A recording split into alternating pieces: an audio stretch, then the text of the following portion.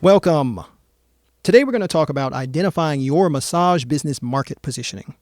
Your marketing position is the foundation of your success. You determine how clients perceive your business through positioning. That statement may either be an empowering or anxiety-inducing statement depending on how comfortable you are with communication. The goal here will be to position yourself authentically and compellingly. If you don't, you risk your practice blending into a sea of similar options. We're going to walk you through the process of identifying a strong, distinct market position that reflects your strengths, stays authentic to what you stand for and who you are, meets your client needs, and sets you apart from the competition. This step-by-step guide will help you be on your way to successfully positioning and differentiating your massage practice. The first step, of course, it starts with this: define what you stand for. We always like to suggest taking a moment to think about why you're doing something. We've emphasized from the very beginning the importance of defining what you stand for. When it comes to positioning, it's no different. Defining what you stand for should be done in two steps: your values and your strengths. That's really the beginning. Before you became a therapist, you probably had a specific vision for how you would run your practice. Start by reflecting on your core values and your mission. Whatever it was that drove you to become a massage therapist, focus on that. Not only that, but also reflect on what kind of outcomes you're passionate about delivering. For example, you might prioritize holistic wellness, cutting-edge recovery techniques, or creating a luxurious escape that feels like a retreat from daily stress. What are your unique strengths? It's time to celebrate what sets you apart. Don't just think and reflect on it, but celebrate it.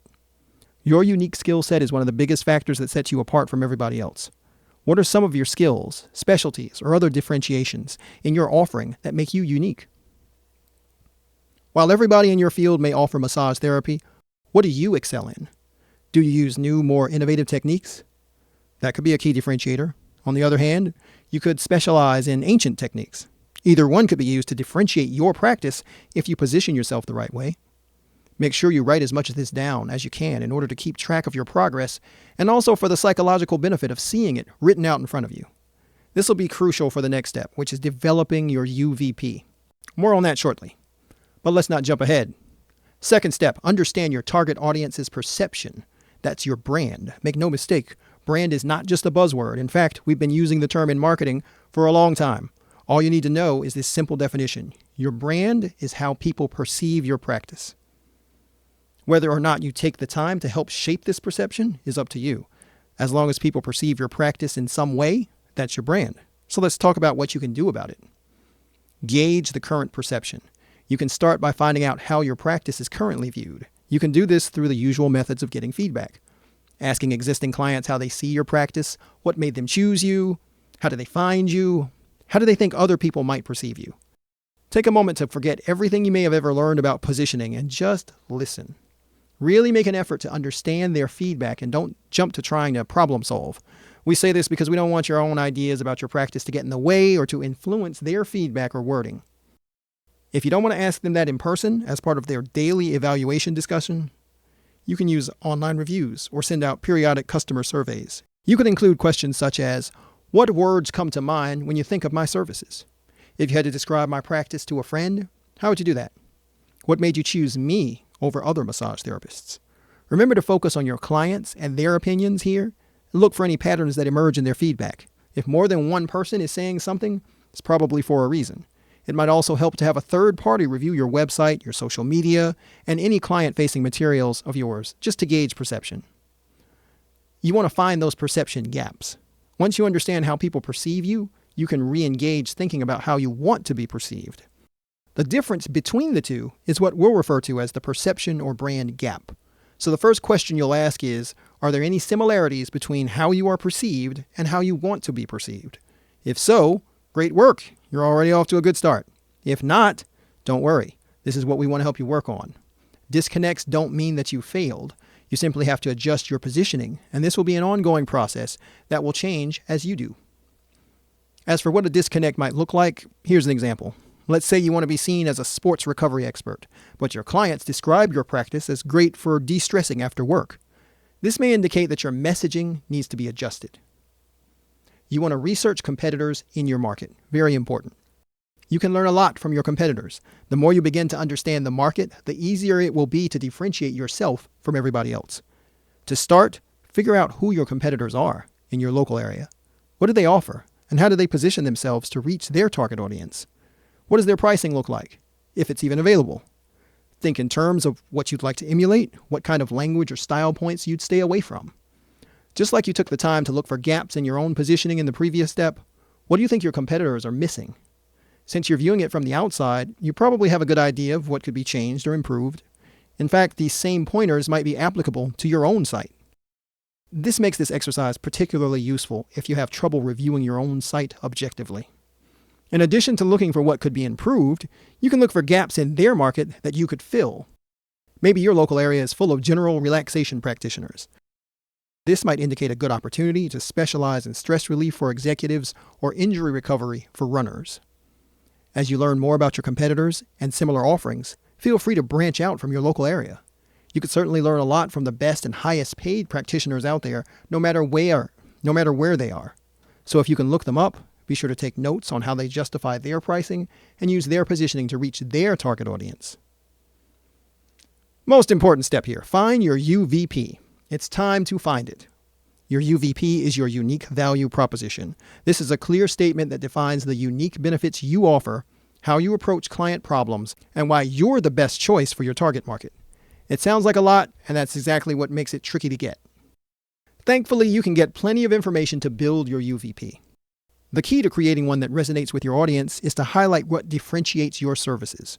This is where we want to incorporate those skills that you excel at and the outcomes you help clients achieve. You can probably brainstorm and come up with a lot of reasons why your practice and your skills stand out. Go through this brainstorming exercise and single out a few that you think will have the greatest impact. Remember that we want to make sure this statement brings out the best aspects of your practice. So don't settle for a generic catch-all statement like if you tend to specialize in therapeutic massage, don't just say, I offer therapeutic massage. Instead, get more specific with your skills and outcomes, like with the statement, I specialize in people. I specialize in helping desk workers eliminate neck pain and regain focus with target recovery treatments. There's a difference there in those two remarks. Feel free to adjust your UVP until it feels relevant, impactful, and truly resonates with your target audience. Once you've got it to a place where it feels right, you can use it to set the tone for the rest of your marketing. That being said, don't be afraid to take a little bit of time on this exercise. Since you'll be using it throughout your messaging and marketing, it's worth getting it right the first time around. If you're having some trouble finding the right way to word your UVP, it might be helpful to record yourself talking, something I obviously enjoy doing. Since you typically use the same verbiage in a day-to-day conversation, simply imagine having a regular conversation with one of your clients. Also, feel free to run your UVP by existing clients to see if they feel it adequately suits you and describes your practice. Next, alignment and evolution. These are ongoing concepts. We've covered defining your UVP, and after you've gathered plenty of notes on your unique strengths, skills, and client outcomes, you've got so much to work with, but you still might be wondering about the rest of your messaging, your consistency, your alignment, and how to embrace evolution over time. We're going to cover all of that in this next step, since this is very much an ongoing process. It's all about the alignment and consistency. With your UVP in hand, make sure that you adjust all of your messaging to reflect your positioning. Take the time to clear up any disconnects, gaps, or any messaging that feels out of place. All of your wording should play well with your UVP, and vice versa. If your UVP is centered around helping athletes recover faster, make sure your offerings include sports-specific packages, mobility assessments, follow-up plans, and anything else that athletes would be concerned about. Adjust your wording to keep it consistent, professional, and focused on the clients and the value you add to their lives. Throughout all of your website, social media, and promotional materials, make sure you emphasize your positioning. You've spent the time to develop your UVP and refine it, so don't let it get lost in the rest of your messaging. Utilize the language from your UVP wherever appropriate, whether it's client testimonials, blog posts, case studies, even using your UVP-specific language to conduct client surveys. For example, you can highlight your UVP while sharing how your client successfully recovered after their first marathon.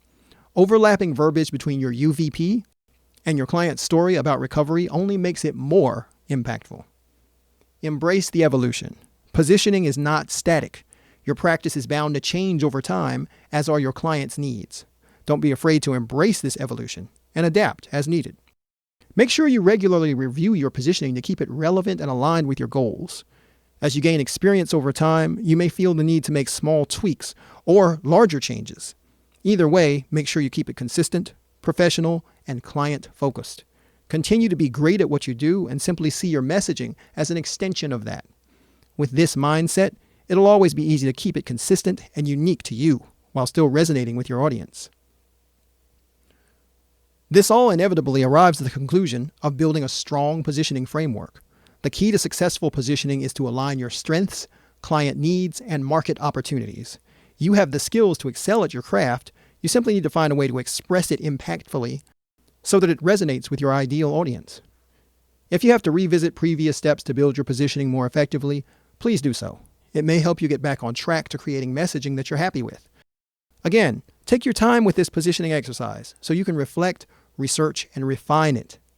When you pair strong positioning with skills that back it up, you'll unlock amazing opportunities to build a thriving solo massage practice. If you'd like to learn more about starting and running a successful massage practice, driving memberships goes a long way in that mission. Check out the comments to look at our ebook, Driving Memberships for Solo Massage Therapists.